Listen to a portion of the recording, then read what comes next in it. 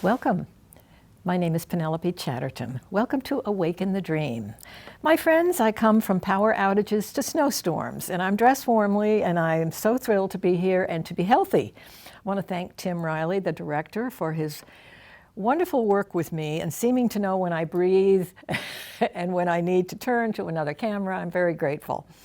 I also want to mention Chris Bentley from infinitewaystudents.webs.com. In other words, iwstudents.webs.com. I haven't spoken to him in a while, but I guess I wanted to mention how focused he is as an Infinite Way teacher, student. It's his life. He's focused. And I just want to recommend his website because he's very accessible. But don't plan on bantering with him about anything. If you're interested in the Infinite Way, he's the man. So today I'm going to talk about Conscious Oneness with God by Joel S. Goldsmith, because he is the founder of the movement called the Infinite Way. As an extension of Christian Science, he went into a very quiet space where no organization, no politics, just pure mysticism. And the conscious awareness of God is really about, Joel is trying to tell us, it's just only an inner experience, which takes you to joy, fulfillment, peace, anything you could ever want comes from that inner experience, which you must work at. He says it's not lazy man's work. We work on it. We locate through our connection. This union gives us grace. And then we listen, and we have to get it, and we do get it. We are not in this human dimension, and we can go to a deeper one, the real one. So conscious union with God is all about discipline, knowledge, and you know, I was thinking before I came in here how simple the message is. So the message is simple, that we are not in the human realm. We have the Christ mind. We have it embodied in our consciousness, which means everybody has it. We are one power. There's one cause for this entire universe, and we're all in it together. So one of our big secrets for freedom from bondage to person, place, thing, circumstance, any condition, you want freedom. Can you imagine? Joel is telling us we can be free here in the human dimension right now. And I like that because I'm working on this because I love the feelings that I get when I remember, when I do my meditation, when I'm awake in the dream. This is a dimension that we bring our finite sense to, and let me explain that. Our finite sense is not the infinite sense. It's what we were indoctrinated with. Now let's look at it this way. You all know you have different parents, you had different schoolings, you have very different brothers and sisters, husbands, wives.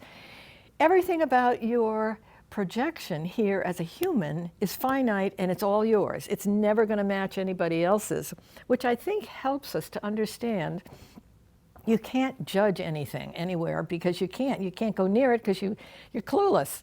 You don't know where they've been, how many lifetimes. You don't know where their soul is. And freedom comes from seeing the love, the pure cause in everyone, in this oneness. That's your freedom. So my friends, meditation is what Joel recommends. Now, he says you can get bored trying to meditate. He said, keep bringing yourself back, or if it's too overwhelming and you're just not getting there and your mind is prattling, let it go, come back to it. But that is one of the big secrets to conscious union with God, is being conscious. So we have various states and stages, which Joel would like to explain. First of all, the spiritual and the mental are very different.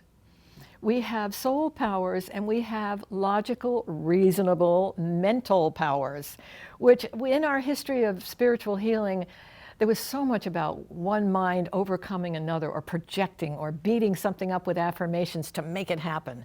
This is not that. This is much easier. This is letting go. This is surrendering to the still small voice. And you know, that still small voice, the forms of the still small voice are incredible for everybody. There's no set way to say, I hear it. All I know is when stuff comes to me, I know that's my guidance. I have a friend who calls them angels. You can call them Harry. I think Bernie Siegel once said on my show, I call them Harry. It does not matter where your guidance comes from, but you have it. It's built in. There is one power.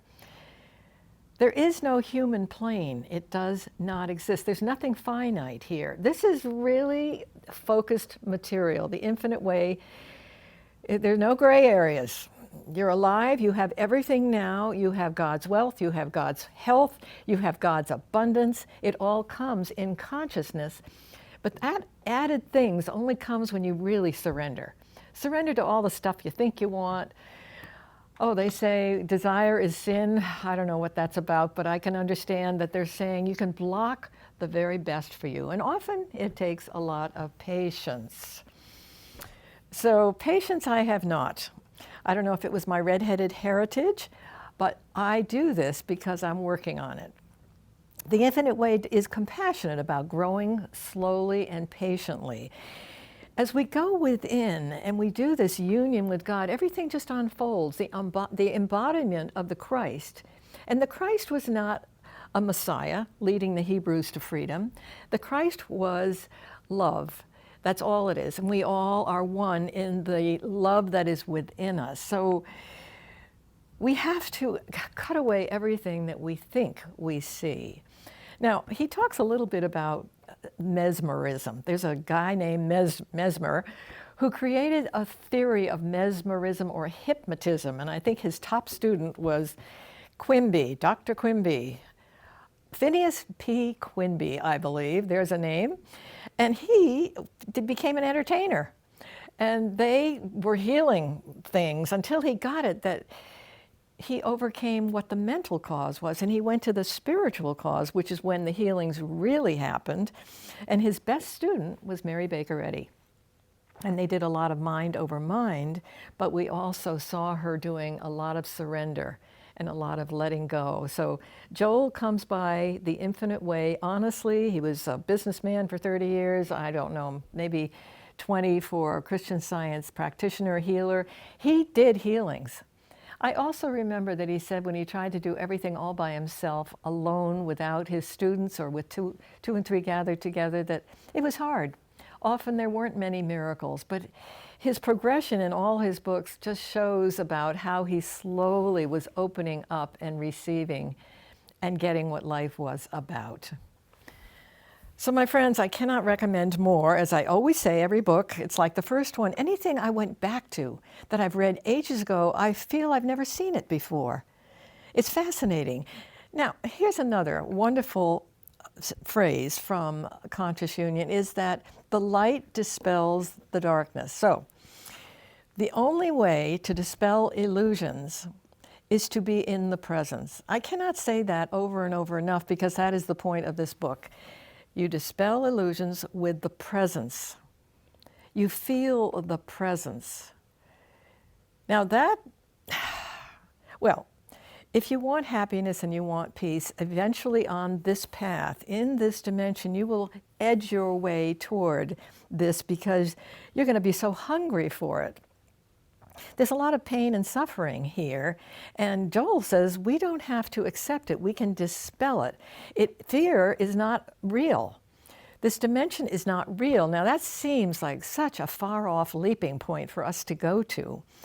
But when you discover your meditation takes you to the still small voice, be still, be quiet, listen for your very life, and you're guided, there's nothing here that touches that.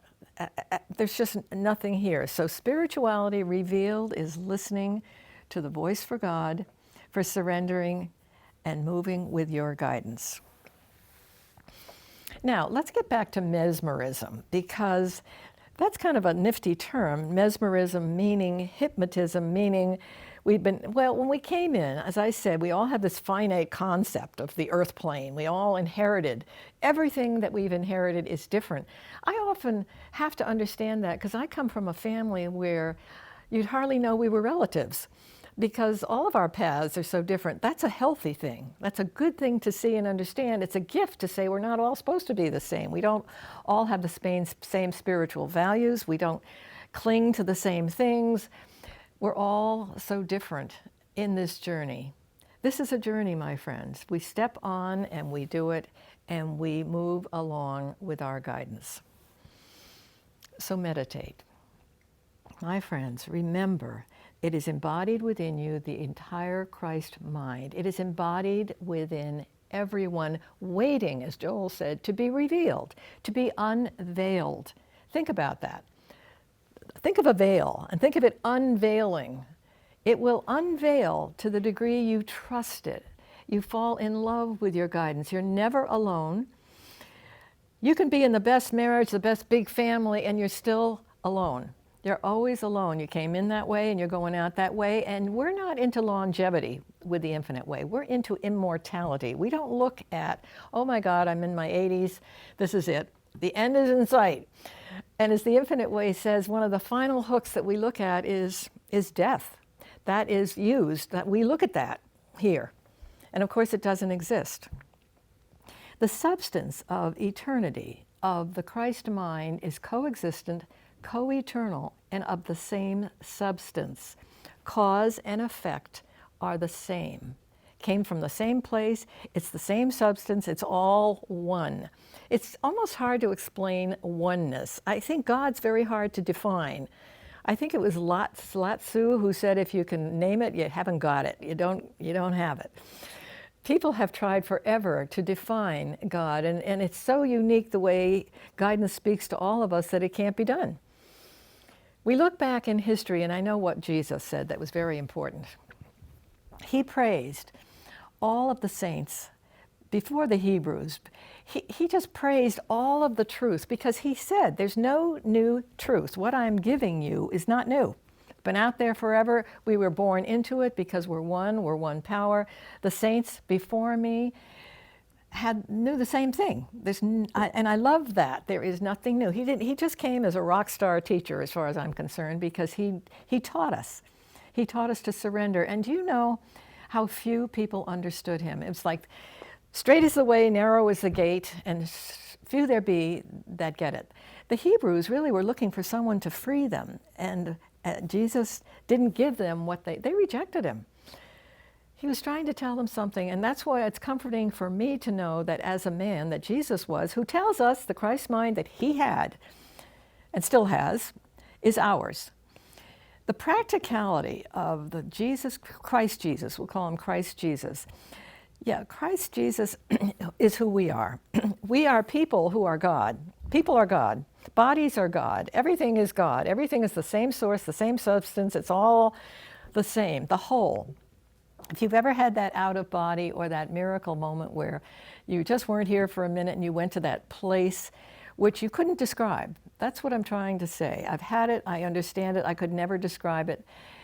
It's something I think there's just nothing here that can touch that. And I think as teachers, we have to be careful that we act the way we preach. When we preach, we got to know what we're doing. Joel, in this book, asks us to doll up our lifestyles. So that hit me over the head. It's like, what's it look like? What kind of a Christian or a Muslim or a Jew are you? Do you practice? Are you pure? Do you have a lifestyle you're proud of? Do you pray before meals? Do you pray, period? Do you look at junky TV? I got to watch that one. There are so many things that we have to raise, we have to lift ourselves up. So we have to be careful what we spend our time doing if, in fact, we want to keep remembering oneness. If we don't want to fear anything, I mean, what an invitation to fear is to turn your TV on. Lots to worry about. And that's a gift. I keep thinking, I mentioned it in my last program, that all of the thunder that's going on in this universe right now with all this stuff surfacing about people abusing each other is a wake-up call and a gift.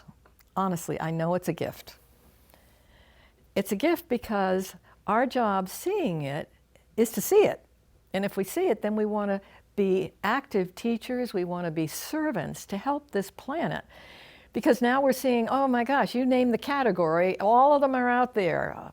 All the abuses you can imagine are on the table for us to say, oh my God, I care about that. I need to work. I need to help.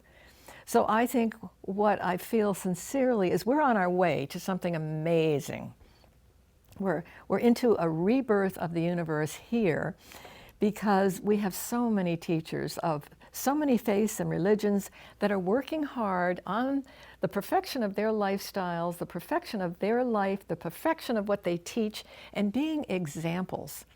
All you have to be is an example of love. Now, when I get on my high horse and I get iffy about somebody or grumpy about somebody because I see something that either I disagree with or I feel judged, I am learning. A hard lesson, friends, to learn is don't share everything with everybody, because the infinite way material by many could be considered, I have friends who say, well, I watched that, but thank you, no thank you. And I think that's cute because we love each other anyway, and we accept each other, but it's not for everybody. Journeys are very different. Joel says in Conscious Oneness with God, sometimes the worst hit in our life, in our human suffering, is the greatest launch pad to find inner work. When you cry out and there's nothing out there that can help you, you have to be inner.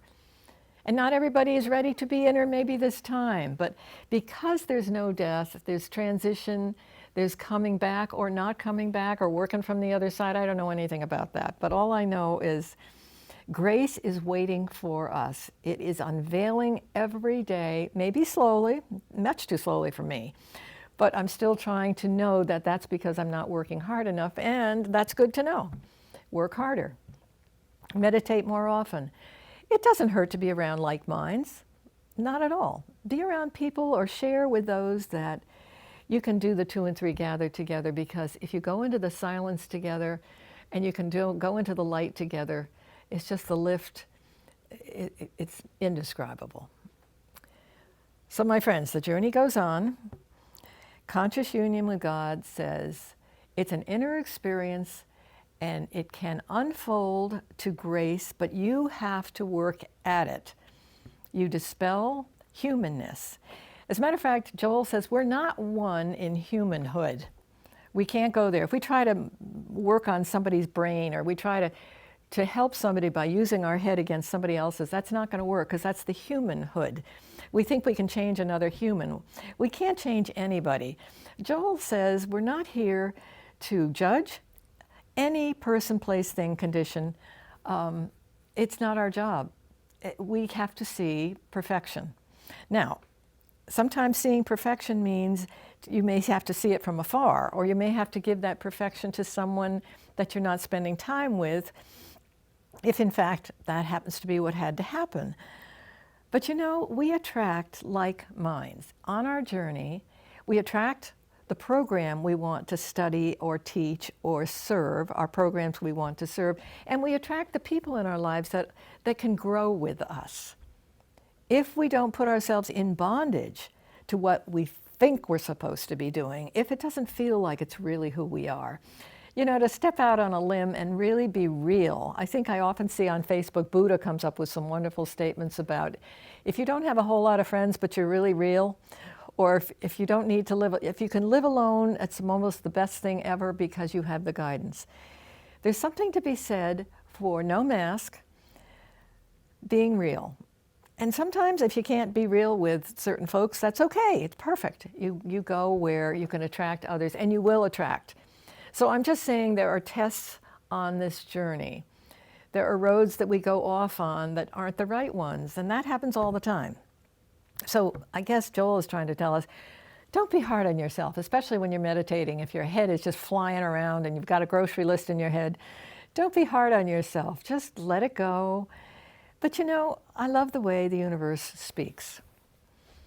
I was thinking of trees that applauded me once. I did a show here, and there was no other tree going on except the one around me, and I was laughing because I was talking about my oneness with planets and stars and trees and plants and animals, and it was almost like I was getting, yeah, thank you for mentioning that. I'm one with you too.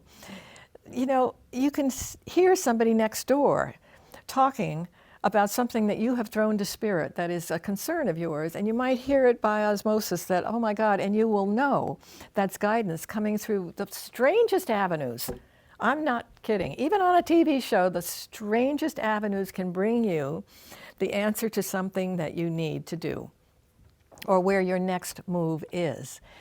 But courage, my friend, I think you get courage when you meditate, when you find the path is working, when you find in your studies.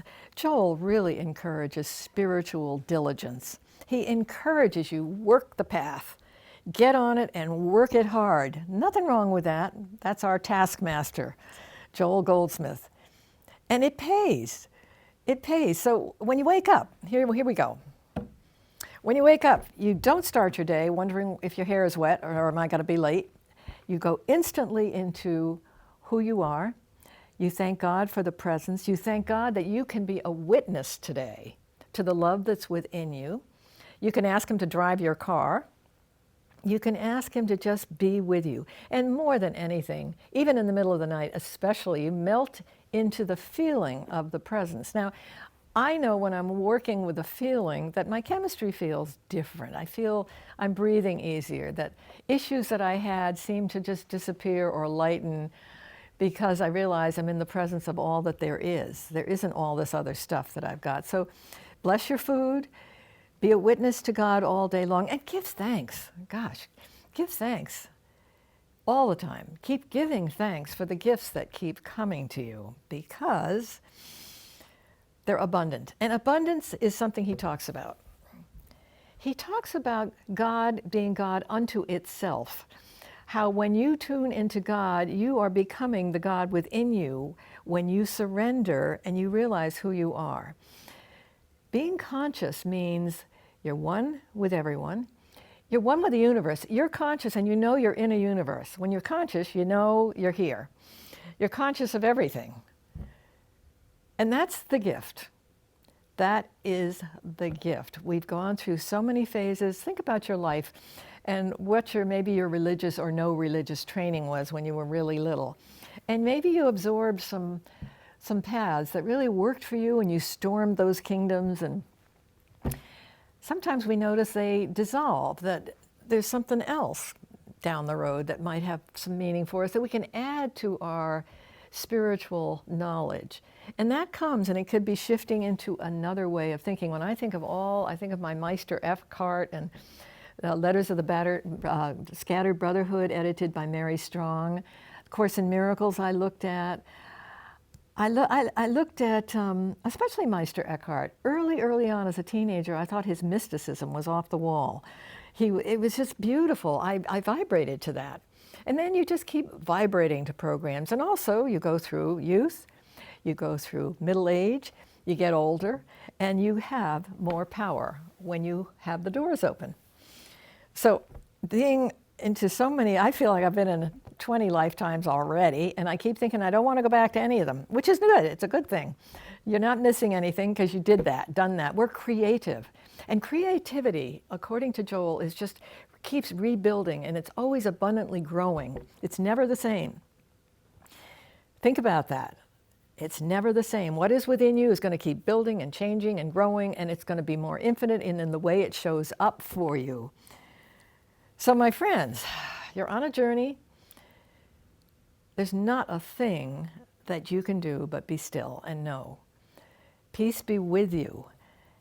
Rest in the everlasting arms. After you surrender everything, you'll float into those everlasting arms where all is well. And if you didn't experience that, I wouldn't be able to say to you, that's what works. I have experienced it. I know the infinite way. Folks, teachers, students, they experience it. And an experience is different from something up here where you mentally are pushing on something, you're affirming something intellectually, you're trying to make things change by pounding it, by forcing it. That's when it doesn't work. Or what you get isn't really what you could get if you surrendered to the higher power. The added things come. I always love that. You keep doing your homework, you keep surrendering, and then you allow what God knows your needs more than you do, my friends. You gotta like that one. I love that one because when I have my itinerary and I'm on a roll, then I realize, I'm not sure the mystery that's within me has that in mind as well.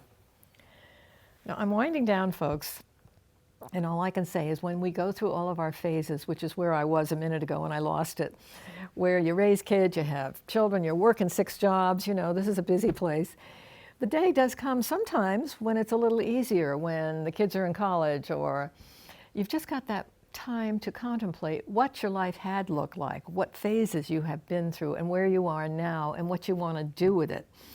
There's a wonderful freedom. I love the way Joel says, you can be free here, now.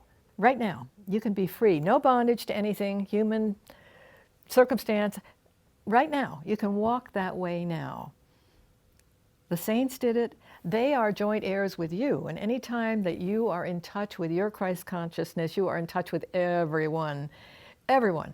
Everyone is there waiting and supporting you. And that's when you get that lift within. Oh, that wonderful light from joining your joint heirs with Christ in everyone. So your ticket to freedom is to see that Christ in everyone. As I often say, the worst person you know has the Son of God right within, is totally now. Can you imagine? I'm saying this, but it's true.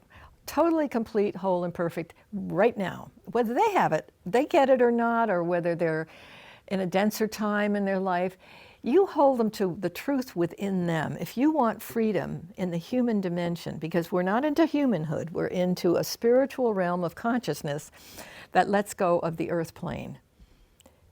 And when you give them that, think of what you've given yourself. You then are totally free. You're free here in your projection of knowledge and of the presence that helps you and allows you to see the presence in everyone else.